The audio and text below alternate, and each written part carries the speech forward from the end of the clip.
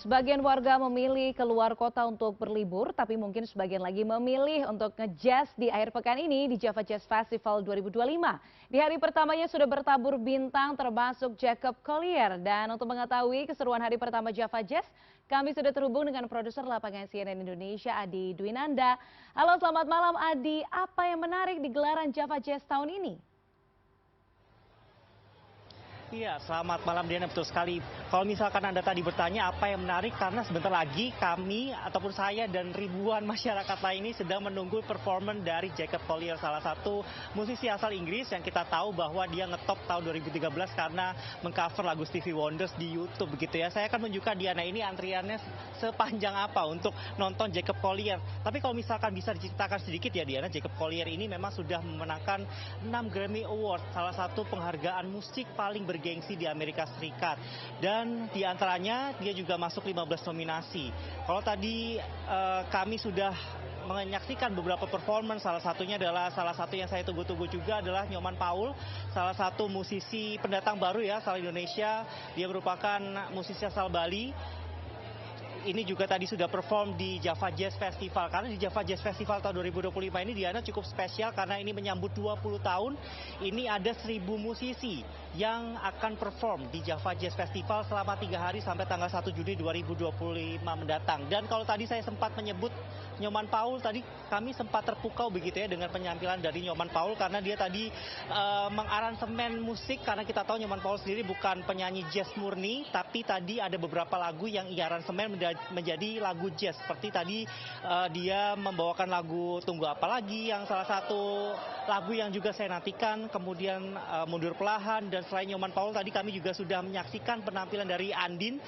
Kalau misalkan Adin ini saya rasa Diana dan juga pemirsa lainnya sudah cukup familiar ya, karena kita semua ataupun saya dan juga Diana mungkin tumbuh begitu ya dari kecil ini mendengarkan lagu-lagu milik Andi. Tadi Andi juga sebetulnya berkolaborasi dengan salah satu musisi asal Indonesia lainnya yang juga pendatang baru, yaitu Adi Kara, dengan menyanyikan lagu Saat Bahagia. Mungkin Diana juga dan juga pemirsa ini pernah mendengarkan lagu Saat Bahagia yang dulu sempat ngehits begitu ya di era-era 2000-an, atau mungkin kalau misal saya bisa ingat tuh zaman-zaman saya SMP. Kemudian tadi juga Andin membawakan salah satu lagu favorit saya, juga menjadi salah satu saksi begitu ya hidup saya, perjalanan saya mulai SMP, yaitu adalah Milikmu Selalu, yang kalau kita bisa ceritakan sedikit ini musiknya agak ngebeat. Jadi saya tadi cukup enjoy mendengarkan lagu milik Andin begitu.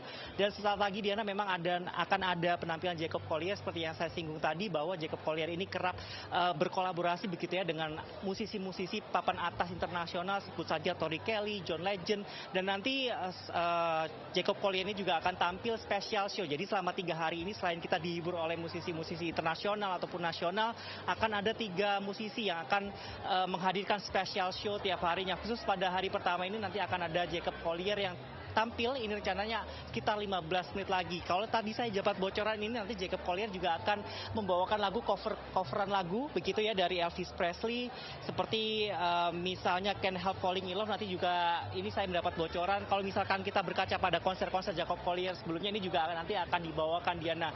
Kemudian esok hari ini juga akan ada special performance atau special show juga dari Tunde and the Lighthouse Family. Mungkin Anda juga familiar begitu ya dengan musisi ini karena ini salah satu musisi legend juga. Kemudian di hari ketiga akan ada Ray yang juga dikenal atas performennya kemarin di Oscar begitu. Dan selain itu Jacob Collier, kalau kita bisa flashback sedikit kembali di hari pertama ini, Jacob Collier sendiri juga terakhir kali memenangkan Grammy ini tahun 2024 atau tahun lalu, dan di mana pada waktu itu ia juga perform berkolaborasi dengan salah satu musisi internasional lainnya. Dan sebetulnya masih banyak Diana, ini kalau tadi saya sempat berbincang dengan warga, tidak hanya warga dari dalam negeri ya, tapi ada juga beberapa masyarakat ini berasal ataupun rela jauh-jauh datang dari luar negeri hanya untuk datang ke event Java Jazz, karena kita tahu Java Jazz ini merupakan salah satu festival musik jazz terbesar di Asia. Jadi ini tempat kumpulnya musisi-musisi jazz, tidak hanya jazz sebetulnya Diana, ada musisi pop juga, kemudian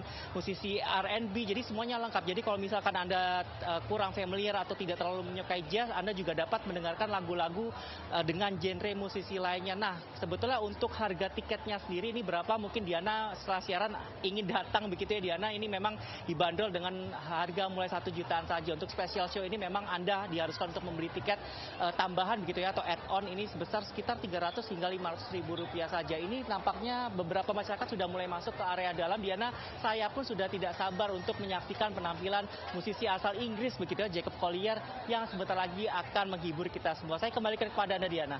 Wah, luar biasa, memang tidak pernah salah ya konser musik untuk akhir pekan yang panjang ini. Nah, rasanya Adi, Anda harus bersiap-siap ya untuk lari karena Jacob Collier harus muncul begitu ya untuk bisa menghibur Anda dan juga para penonton yang ada di Java Jazz Festival 2025. Terima kasih banyak Adi Dwinanda atas laporan Anda.